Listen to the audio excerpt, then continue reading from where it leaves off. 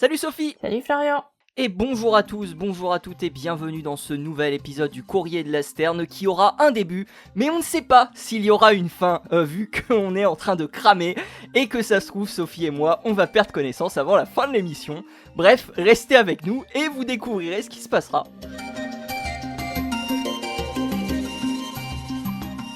Ah, dis donc, c'est vachement pessimiste. J'espère que tu ne souffres pas trop de la chaleur, Sophie. Oh, moi ça va, tu sais. Ouais. C'est vrai que toi, t'as un peu plus l'habitude peut-être avec l'Afrique du Sud. Oui. N'y allons pas par quatre chemins, oui. C'est vrai. Alors, bon, moi j'ai... C'est chaud. C'est chaud. D'ailleurs, pour la petite histoire, le dernier épisode qu'on a sorti, il y avait déjà une canicule chez nous en France. Ah ouais? Et ouais. Et je disais aux auditeurs, aux auditrices, non mais ça se trouve, il fera 15 degrés au prochain épisode. Non, je vous confirme que ce n'est pas le cas. Eh ben non, voilà, en fait non, du tout. Sophie, tu nous parles de quoi aujourd'hui? On va parler de haies et des conséquences sur les oiseaux, évidemment. Super, je pense qu'on parlera de ça dans la première partie. Et moi, je vous parlerai de pigeons et je vous parlerai d'histoire. On aime bien l'histoire.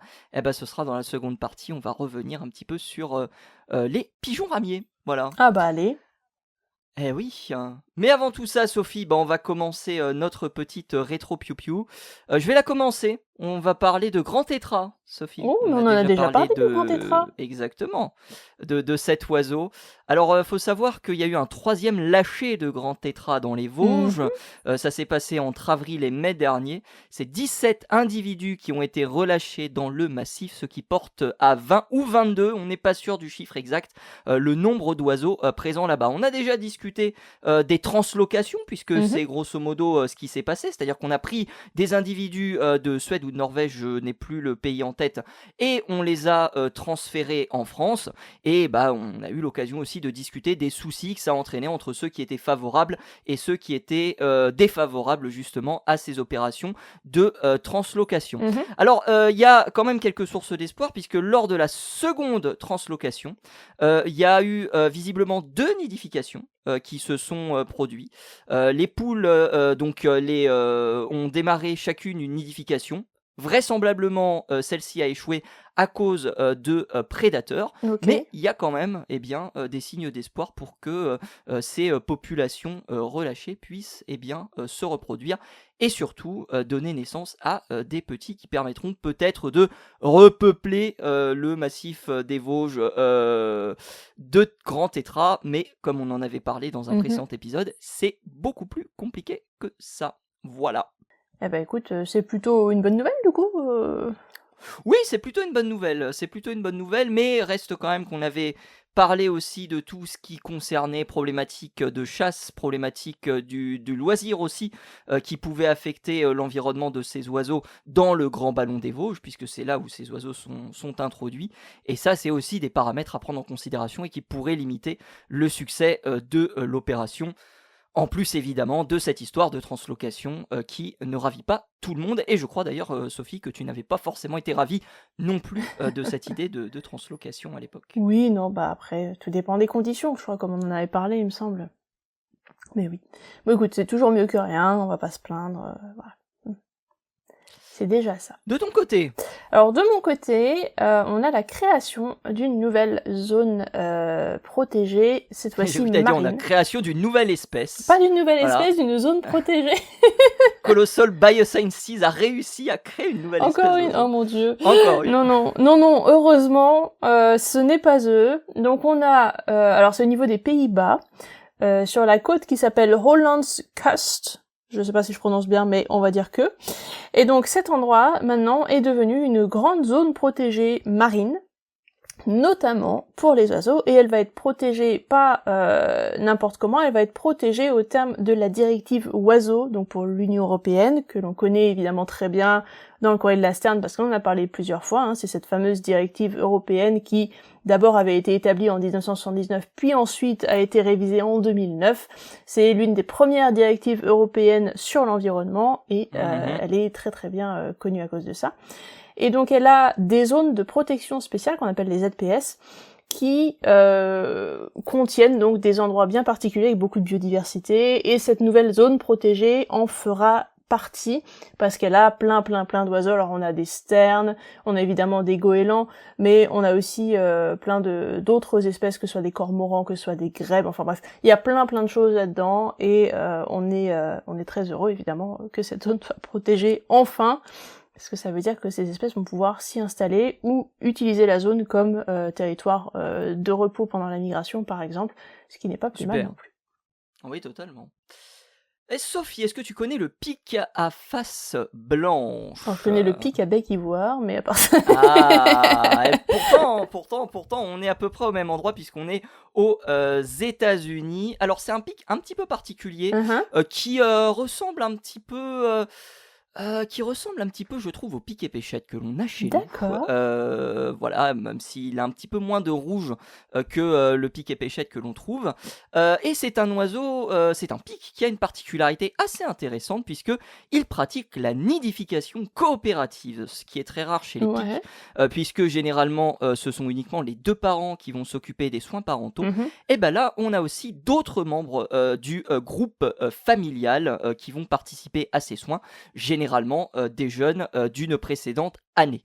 Et puis, il y a une autre particularité, et c'est ça qui m'amène justement à parler de cette histoire, c'est que ce pic qui est en voie d'extinction, eh ben, il a l'une de ses plus grandes parties de population dans une base militaire, la base de Fort Bragg en Caroline. Donc dans les années 90, on a demandé, donc plutôt le US Fish and Wildlife Service, avait demandé justement à l'armée de protéger et justement de gérer Fort Bragg. Et au départ, la cohabitation, c'est pas spécialement très bien passé. Et puis finalement, la cohabitation entre les scientifiques, les oiseaux et les militaires s'est beaucoup mieux déroulée. Notamment parce qu'on a découvert que les pics étaient pas si, on va dire, sensibles à tout ce qui était opérations militaires organisées sur ce territoire, explosions, tirs de barrage, voilà, ce genre de choses-là. Et il s'est avéré que juste en pratiquant un brûlis raisonné et en ne coupant pas les vieux arbres, puisque les oiseaux ont, on va dire, comme défense du territoire un arbre en particulier, eh bien ça suffisait à stabiliser à la fois l'environnement, mais aussi la population de ces oiseaux. D'accord. Eh ben c'est bien, écoute. Donc on est sur du brûlis. Exactement, on est sur du brûlis, et c'est un article que j'ai à peine détaillé, qui sera dans la description bien sûr. En réalité, c'est, on va dire, beaucoup plus détaillé que ça. Vous aurez notamment toutes les recherches que les scientifiques ont pu réaliser, notamment à partir des années 90, avec toutes les choses qui ont été découvertes autour de cet oiseau un petit peu particulier, qui je crois est le plus petit pic, mais j'ai un doute. C'est le plus petit, je crois. Il me semble, je crois avoir lu ça, mais peut-être que je me trompe, peut-être que je me trompe complètement. Mais bref, voilà, tout simplement, le pic à face blanche. Et je vois aussi qu'on a lancé aussi un programme de translocation de cet oiseau, j'en sais pas plus. Mais voilà, on parlait de translocation chez le grand tétra. Et ben on peut avoir aussi de la translocation, on va dire, dans un même pays, puisque en l'occurrence ici, c'est d'un état des États-Unis à un autre. Voilà. Et non, ce n'est pas le pic à bec ivoire, toujours pas. Ah, moi je suis triste là quand même, hein. Faut noter. Oh là là. Ok, très bien. Bon, bah écoute, moi de mon côté, je suis partie sur une considération un peu plus technique, parce que il y a une publication qui est sortie en juin de cette année, sur un modèle pour expliquer comment réagissaient et pourquoi les groupes d'oiseaux, tu sais, qui volent en paquets assez serrés finalement, réagissaient de cette manière-là. Parce que ce sont, en fait, quand on regarde donc un vol d'oiseaux, mettons par exemple des étourneaux, par exemple, on a parfois du mal à expliquer, notamment au niveau physique, on a du mal à expliquer comment est-ce que ces vols d'oiseaux fonctionnent, un peu comme les bancs de poissons. Comment est-ce qu'ils arrivent à réagir tous aussi rapidement, ensemble, enfin bref, c'est assez particulier, et c'est vrai que les modèles mathématiques qu'on avait n'étaient pas forcément assez précis pour réaliser les calculs qu'il fallait pour vraiment prédire la position de tous les oiseaux les uns après les autres à un moment T, donc à un moment donné. Et là, dernièrement, il y a un modèle qui est sorti qu'ils ont réussi à mettre au point pour arriver à prédire exactement la position de chaque oiseau à un instant T, T+1, T+2, etc. C'est incroyable ça. Et donc pour ce modèle-là, en fait, ce qu'ils ont fait, et c'est assez ingénieux, c'est qu'ils ont imaginé le pendant de l'oiseau comme un miroir en face de lui. Et comme généralement nos actions, c'est toujours une histoire de action-réaction, tu sais, t'as toujours une réaction à l'action que t'es en train d'opérer, en fait, en prenant le miroir de l'oiseau, de l'animal en question en face de lui, ils arrivaient donc à construire ce modèle mathématique pour arriver à voir comment est-ce que l'animal allait réagir en faisant comme s'il y avait un autre individu en face de lui, et que donc il se calquait pour lui pour réagir d'une certaine manière. Alors je suis pas partie dans les détails du modèle parce que je ne suis pas mathématicienne, ni physicienne, donc s'il y en a, je pense qu'ils nous l'expliqueront mieux que moi, mais en tous les cas, ce modèle a l'air de fonctionner, et c'est la première fois qu'on en a un qui fonctionne réellement sur un vol d'oiseau. Et ça, c'est top. Est-ce qu'on a pu déterminer justement des choses que l'on prédisait, notamment le fait que c'était les individus les plus... Enfin, quelques individus vulnérables au centre et puis d'autres individus qui étaient à la périphérie. Enfin, il y a des réflexions autour de comment les oiseaux sont positionnés justement dans ces groupes au niveau des murmurations, histoire de protéger à la fois les plus faibles, mais aussi de protéger les on va dire, les animaux les plus socialement... comment dire, statuer. Oui, non, je vois bien ce que tu veux dire, mais là, pour l'instant, ils sont restés sur un modèle assez basique, en imaginant que tous les oiseaux sont plus ou moins les mêmes, et peuvent aller en quelque sorte à n'importe quel endroit du groupe, à n'importe quel moment, en quelque sorte. Donc le modèle ne s'intéresse pas aux différences individuelles. Pour l'instant, on est vraiment sur quelque chose de très général, qui fonctionne, dans une généralité évidemment. Si après on a des individus qui sont peut-être un peu plus faibles, des individus qui sont peut-être un peu plus importants pour le groupe, etc. Ça par contre, ça n'a pas encore été pris en compte au niveau individuel. Mais il est possible qu'à l'avenir des modèles plus développés pourraient prendre en compte ce genre de choses. Ok, eh ben écoute, hyper intéressant. J'ai fait une petite recherche sur le plus petit pic du monde. Ah, vas-y. Alors du coup, ce n'est pas le pic à face blanche, comme je l'ai dit, il fait 22 cm, donc c'est plus grand justement que le pic épéchette que j'ai cité tout à l'heure. Ouais. Non, c'est le picum barré, qui est un oiseau que l'on trouve au Brésil, et qui fait entre 7,5 et 8 cm. Oh, ils ont toujours des trucs terribles au Brésil. Brésil, Venezuela, Colombie, Équateur, Pérou, et je crois que c'est déjà pas mal. C'est déjà pas si mal. Bolivie. Oui. Voilà. Pour l'endroit où on trouve ce petit oiseau qui ne ressemble pas du tout à un pic. Ah ouais. Voilà, je vous invite à aller sur internet. Non, c'est pas la définition que tu te ferais du pic. Oh.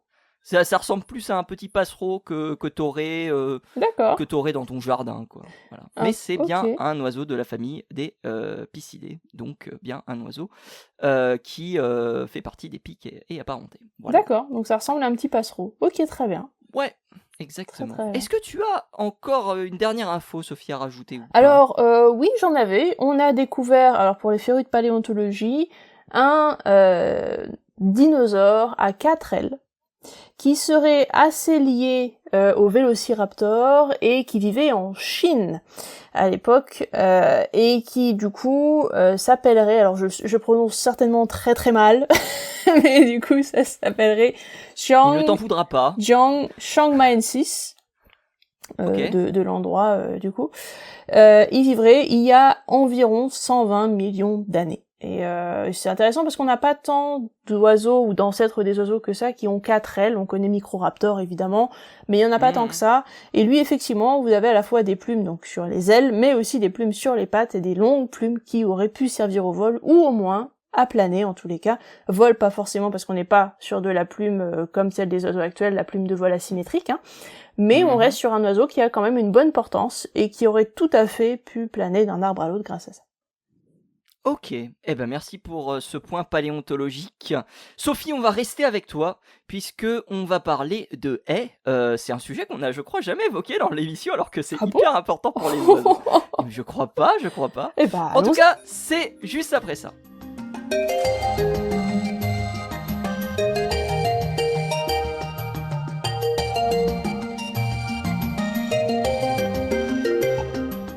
Sophie, du coup, les haies.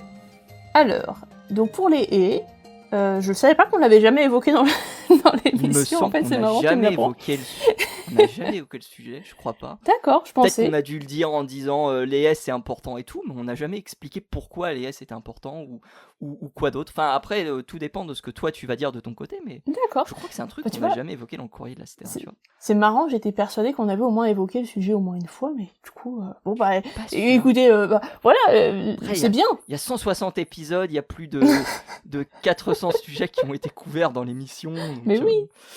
Je sais pas. Mais c'est bien, mais écoutez, introduisons le sujet dans ces cas-là, allons-y. Donc les haies dont je vais vous parler, ce sont des haies qui sont plantées généralement entre des espaces agricoles, donc entre des champs, alors que ce soit des champs, des plantations de n'importe quoi d'ailleurs. Hein. Donc ça peut être des petites haies avec des arbustes, ou alors ça peut être des haies plus grandes avec des arbres qu'on va appeler dans ces cas-là des brise-vents, qui vont être plantés donc... Généralement, c'est assez rectangulaire, les champs et les parcelles comme ça, parce que c'est bien calibré, c'est bien découpé. Donc on va avoir des lignes, des rangées, en quelque sorte, de ces arbres qui vont être plantés, qui vont former les fameuses haies.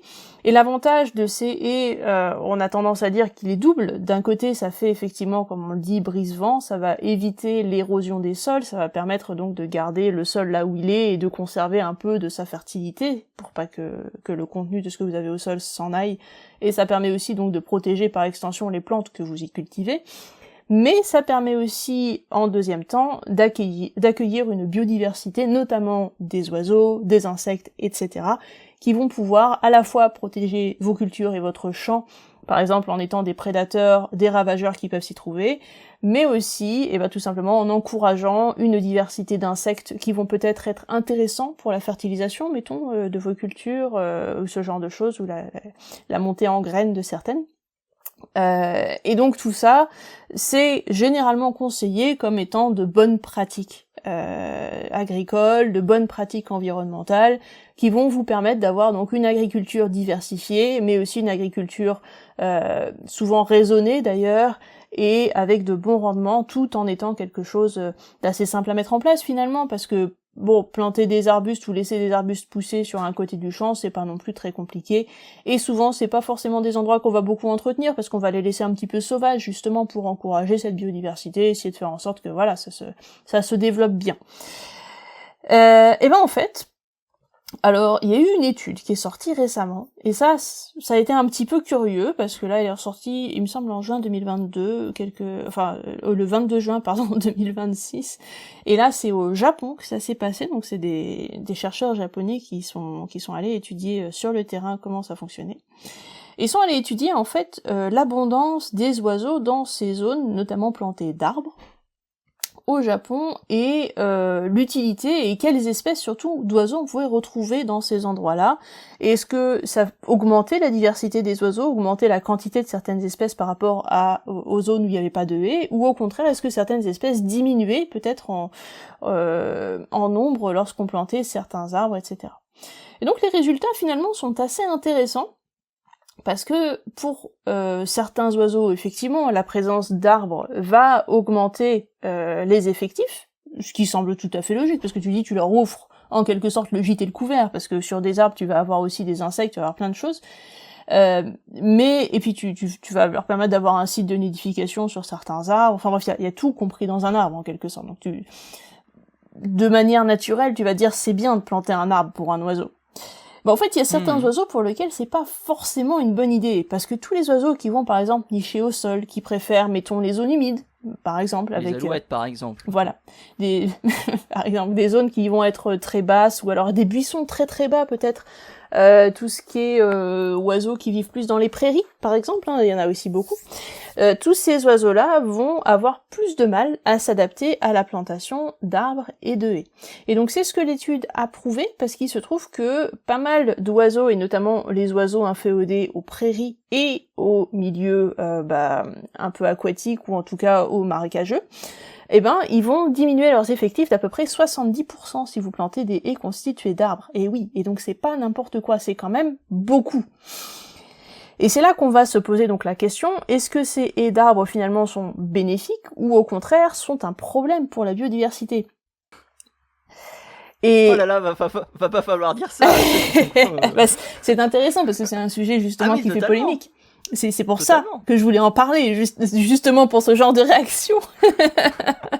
Est-ce que on doit continuer à planter des arbres, ou est-ce qu'au contraire il faut faire machine arrière, faut couper tous ces arbres, il faut laisser tomber tout ça, et bah c'est quand même mieux d'avoir les oiseaux des prairies qui vont vivre normalement à nos côtés dans les champs.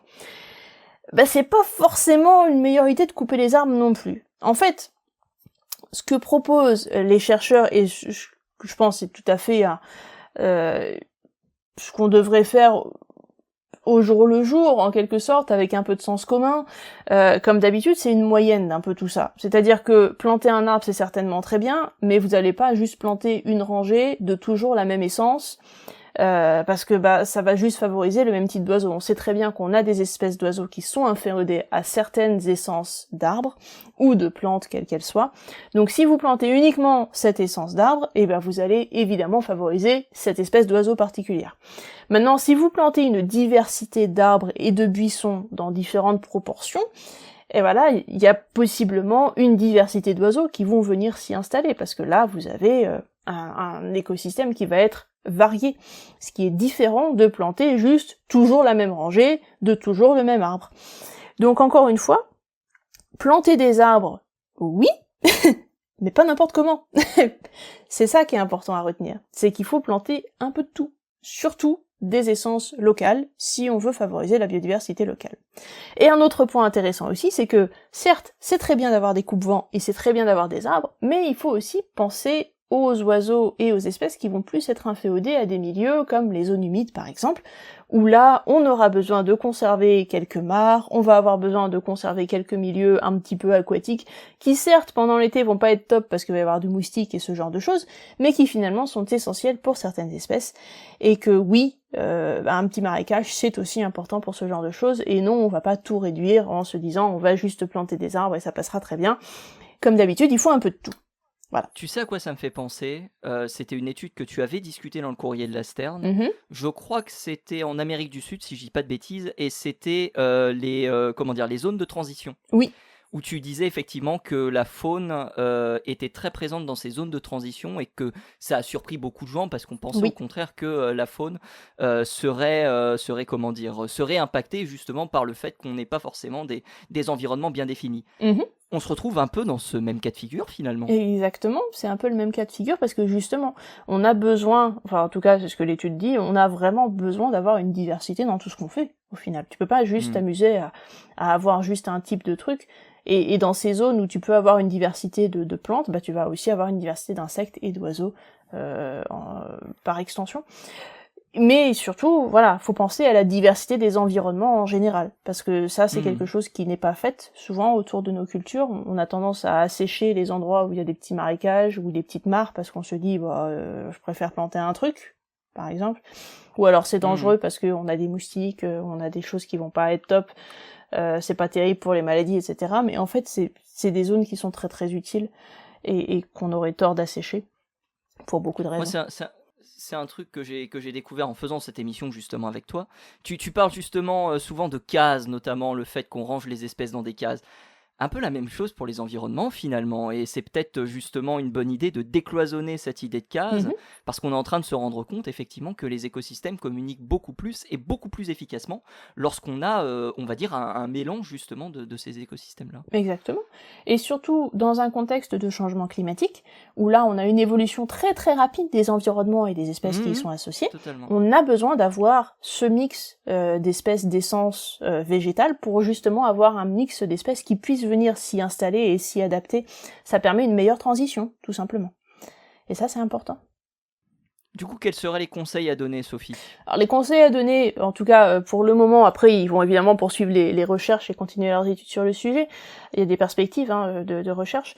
Donc les conseils à donner, c'est tout simplement de varier les essences d'arbres et de types d'arbustes qui sont plantés, varier les hauteurs aussi de ces mêmes arbres et arbustes, pas toujours planter la même hauteur d'arbres par exemple, parce que ça va évidemment favoriser une espèce et pas une autre. Par exemple, les espèces qui vont nicher au sol préfèrent des petits arbustes où ils peuvent se poser un petit peu, camoufler un petit peu le nid. Je pense par exemple au rouge-gorge, mettons. Bref, faut vraiment varier en quelque sorte, varier tout ce qu'on met entre les champs. C'est pas une mauvaise idée de mettre des coupe-vents, c'est pas une mauvaise idée de mettre des haies. Bien au contraire, parce que ça favorise vraiment, bon, peut-être juste certaines espèces, mais en tout cas ça favorise vraiment une diversité d'oiseaux et d'insectes. Mais il faut que les essences qui soient plantées soient variées, soient adaptées à la région, c'est-à-dire des essences locales, de préférence, pour favoriser les espèces locales, comme d'habitude, et aussi avoir une diversité dans les environnements qui sont proposés, par exemple, laisser des zones qui soient pas forcément boisées, on peut avoir des zones entre des champs qui soient pas exactement boisées, mais qui peuvent être restées en jachère, avec par exemple des fleurs sauvages, mettons, ça serait très bien aussi. Ou des petites mares, comme on avait précédemment, ça c'est très bien aussi. Donc une diversité, comme d'habitude, de ces petits environnements entre les champs, pas toujours la même chose. Voilà, c'est encore le mieux qu'on puisse faire. C'est l'avenir pour toi de la gestion des écosystèmes finalement? Parce que on a tendance, lorsqu'on veut protéger certaines espèces, à fixer un écosystème. Moi, je l'avais vu notamment avec la pie-grièche, où on essayait de faire quelque chose de, on va dire, comment dire, d'intemporel quelque part. Est-ce que justement, c'est l'avenir finalement de la gestion de l'environnement, le fait qu'on ait justement cette flexibilité quelque part? Je pense que oui, parce qu'il faut se rendre compte qu'un écosystème n'est pas un système à l'équilibre. En réalité, il est tout le temps en déséquilibre. Un écosystème, c'est quelque chose de vivant, c'est quelque chose qui va bouger. Il faut savoir que tous les ans, par exemple, vous avez un nombre de prédateurs, vous avez un nombre de proies, pour être très très simple avec ça. Évidemment, votre nombre de prédateurs va évoluer avec le nombre de proies. Si vous avez beaucoup plus de proies qui sont nées cette année, vous allez avoir beaucoup plus de prédateurs en reproduction derrière, parce qu'il y aura plein de nourriture. Mais si l'année suivante, il y a beaucoup moins de proies, parce que déjà il y a trop de prédateurs, et que du coup ils ont tout mangé, et qu'en plus derrière l'année a pas été favorable, et du coup elles ne se sont pas beaucoup reproduites, et ben vous allez avoir beaucoup moins de prédateurs l'année suivante. Ensuite, ça veut pas dire qu'il faut un nombre défini de prédateurs et de proies tous les ans, ça veut juste dire que votre écosystème il évolue, et c'est normal. Ça bouge, c'est un écosystème qui va se remettre à l'équilibre tout seul, en quelque sorte, il y aura un équilibre qui va se créer, mais c'est un environnement, un écosystème qui n'est jamais stable. Ça ne peut pas être stable juste par le fait que c'est vivant. Donc c'est pas possible. Donc il faut bien se rendre compte que ce qu'on essaie de maintenir absolument à l'identique tous les ans, ça ne peut pas fonctionner parce que ce n'est pas stable. Ça va évoluer dans le temps et c'est normal. Et avec le changement climatique, de toute façon, ça va évoluer dans le temps parce que, évidemment, les espèces vont bouger, vont devoir s'adapter, les essences d'arbres vont changer parce qu'elles sont plus adaptées au climat, etc. Il y a plein de choses qui vont évoluer. C'est normal. Je pense que notre but, à nous, en tant qu'humains et en tant qu'utilisateurs de tout ça, c'est d'arriver à s'adapter en même temps pour pouvoir encourager ou du moins suivre, supporter ce changement pour aider les espèces à s'adapter elles-mêmes et faire au mieux en quelque sorte. Planter des choses qui soient adaptées, etc. Donc ça c'est notre rôle à nous d'essayer de favoriser au maximum la diversité tout en prenant en compte ce changement qui arrive tous les ans maintenant. On l'a vu avec la canicule actuellement, c'est quelque chose qu'on ne peut pas empêcher de toute façon. Il va falloir s'adapter. Le casque est chaud, comme le diraient certains. Voilà. Oui. En tout cas, merci beaucoup Sophie pour nous avoir parlé de l'importance des haies et finalement l'importance d'avoir une diversité dans cet environnement. On va parler, tu parlais de prédateurs il y a quelques instants. Une proie favorite des prédateurs, c'est le pigeon ramier. On en parle tout de suite juste après ça.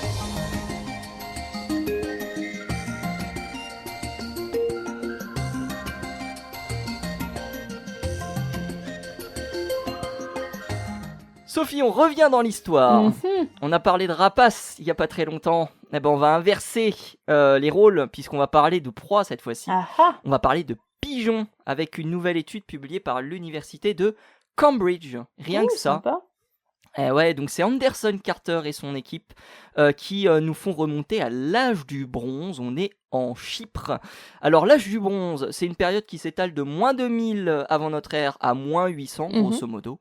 Et c'est un nom assez évocateur puisqu'il marque en fait une période où la métallurgie du bronze va se développer et va même très vite se démocratiser, notamment en Méditerranée, aussi entre Grèce et Corse, et puis un tout petit peu plus loin, donc du côté de Chypre, et notamment dans la ville portière de Alan Sultan Teke. Peut-être que vous avez été visiter les ruines de cette ville. On est entre moins 1650 et moins 1150 avant notre ère dans le contexte de recherche qui nous intéresse. Mais avant de parler de cette petite découverte, on va parler du pigeon ramier. Bon, je vais pas spécialement vous présenter ce qu'est un pigeon ramier. Je pense que vous en voyez assez souvent dans votre vie, pour être tout à fait honnête. Attention à ne pas confondre avec le pigeon biset, que lui on trouve notamment dans les centres-villes. Le pigeon ramier, lui, on le trouve davantage, on va dire, dans tout ce qui est parc, jardin, tout ce qui va être campagne, etc. Le pigeon biset, lui, va vraiment être inféodé pour le coup aux villes. C'est pas forcément, on va dire, quelque chose qui est exclusif aux villes, le pigeon biset, mais en tout cas, c'est là où on va le retrouver en plus grande proportion. Pigeon ramier, lui, va être dans des environnements un petit peu plus ouverts. Donc, le pigeon ramier, il est connu depuis très longtemps. Il est connu depuis même l'époque de Néandertal, puisque les premières traces de son utilisation remontent à 67 000 ans, Sophie. Voilà. Et déjà, il y a 67 000 ans, eh bien, cet oiseau était exploité pour sa nourriture. Évidemment, quelle grande surprise. Alors, donc il y avait l'exploitation de la nourriture, mais il y a aussi quelque chose qui est assez intéressant, c'est le fait de concentrer quelque part les oiseaux dans ce qu'on appelle des columbariums pour pouvoir par la suite s'en servir, notamment pour se nourrir.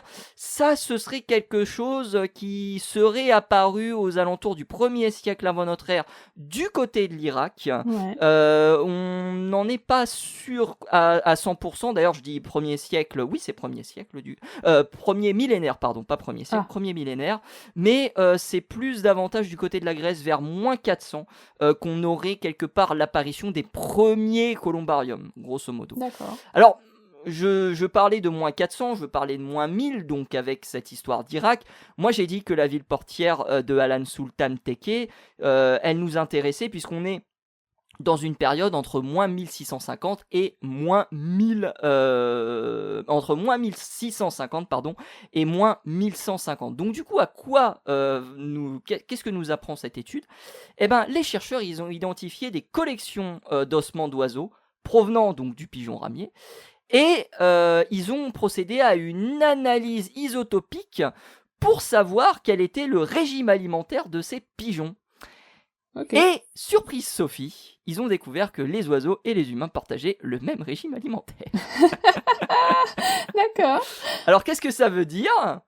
Ça veut dire que, d'ores et déjà, on peut mettre en évidence le caractère opportuniste et généraliste du pigeon, qui, comme aujourd'hui, se nourrissait de tout ce qui lui tombait finalement sous le bec. Oui. Donc finalement, ça n'a pas spécialement trop changé.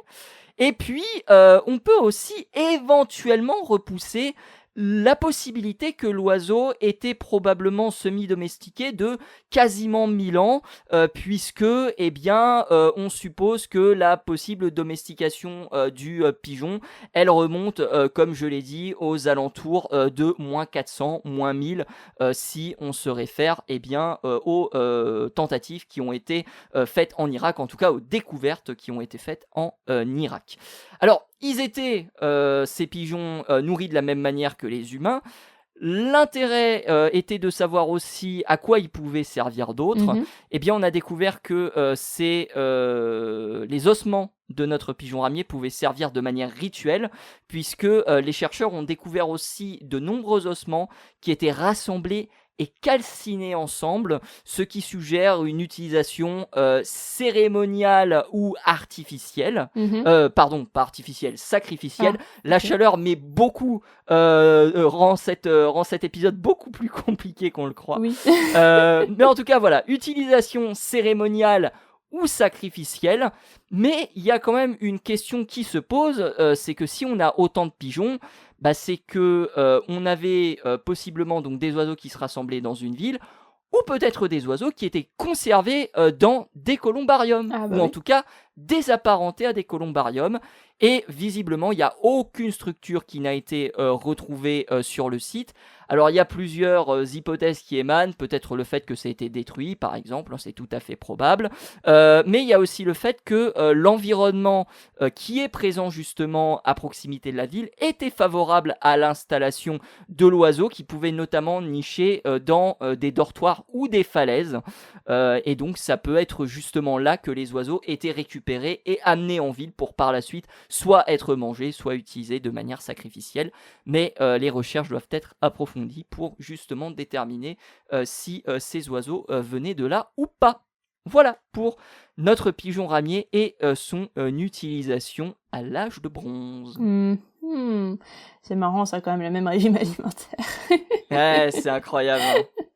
C'est incroyable. Hein. Du coup, ça parasite un peu l'étude parce que certaines personnes pensent que on peut pas forcément savoir si les oiseaux étaient réellement domestiqués ou non. Ouais. Ou s'ils étaient juste habitués de l'homme comme le sont les pigeons aujourd'hui. Oui. Et dans ce cas, si c'est le cas, ça veut dire quand même que le pigeon, enfin l'intérêt du pigeon pour les villes remonte à beaucoup plus tardivement que l'on pouvait croire. Et là, faudrait faire des recherches complémentaires pour savoir effectivement si effectivement on a des premiers signalements plus anciens, peut-être voire même en Égypte ancienne, on ne sait pas, de ces oiseaux qui étaient installés, voire peut-être encore plus loin. Je parlais de l'époque de Néandertal, peut-être pas aussi loin, mais voilà, peut-être effectivement que les pigeons avaient déjà des habitudes et que le fait que ces oiseaux aient le même régime alimentaire que les hommes rend quelque part la conclusion de l'étude un peu bancale, parce qu'on peut supposer effectivement que les pigeons étaient déjà habitués à l'homme avant même justement l'implantation de ces des humains dans la ville de Hala Sultan Tekke. Voilà, pour être c'est sûr. Bon, c'est intéressant en tout cas de savoir que ils pouvaient se nourrir des restes aussi, ça c'est pratique, parce que du coup t'as un animal à la maison ou proche, et en fait plutôt que de lui préparer quelque chose à manger, tu lui donnes les restes de ce que t'as mangé, et puis c'est plus simple. Donc c'est quand même pratique, j'ai envie de dire. Ouais, c'est effectivement pratique. Il y a beaucoup de recherches qui sont faites en histoire qui repoussent justement les idées de domestication. On a parlé du faucon gerfaut il y a quelques épisodes de cela. Il y avait un truc aussi autour des tourterelles, je crois, où pour certains, ce serait remonté encore plus loin qu'on ne le pensait. On était aux alentours de moins 2300, je crois que maintenant on est aux alentours de moins 3000 ou quelque chose comme ça. Donc ouais, j'ai l'impression qu'il y a beaucoup d'études qui sortent là-dessus. On se rend compte que c'est de plus en plus loin en fait. Et c'est ça qui est chouette, c'est que ils étaient comme nous à l'époque, ils avaient aussi envie ou besoin d'avoir des animaux, quels qu'ils soient, pour manger et puis pour se débrouiller, pour se développer, pour se vêtir ou autre. C'est normal en fait. Tu crois que eux aussi disaient « Ah, satané pigeon !» Peut-être pas. Je crois qu'ils se plaignaient déjà. Tu crois? Moi, je pense pas qu'ils en aient eu autant, non. Ah, je sais pas du tout.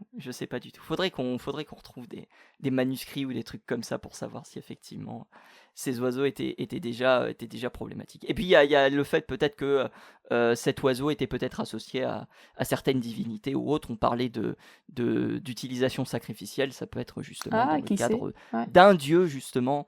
Avec un dieu colombiforme, donc un dieu avec une tête de pigeon, ou en tout cas faisant référence au pigeon. Oui, ça pourrait être chouette aussi. Voilà. En tout cas, une étude qui ouvre pas mal de possibilités, ce sera évidemment à retrouver dans la description. Merci à vous tous d'avoir survécu à cet épisode. Nous avons survécu, nous aussi, Sophie et moi, pour vous présenter ce nouvel épisode du Courrier de la Sterne. On espère qu'il vous a plu. Merci à vous tous et à vous toutes de l'avoir suivi. Si jamais il vous a plu, eh bien n'hésitez évidemment pas à le partager autour de vous sur toutes les plateformes de streaming. On est également sur YouTube, et puis de votre côté, c'est le partager évidemment sur les réseaux sociaux et autres, le bouche à oreille, toutes les personnes qui aiment la nature ou les oiseaux. Vous êtes les bienvenus dans le fabuleux monde du Courrier de la Sterne. Si vous souhaitez avoir davantage d'informations, je l'ai précisé il y a quelques instants, toutes nos sources sont en description. Et nous, on se donne rendez-vous très bientôt pour un nouvel épisode du Courrier de la Sterne, en espérant qu'il fasse moins chaud. C'est pas garanti. Salut à tous, salut à toutes. À plus.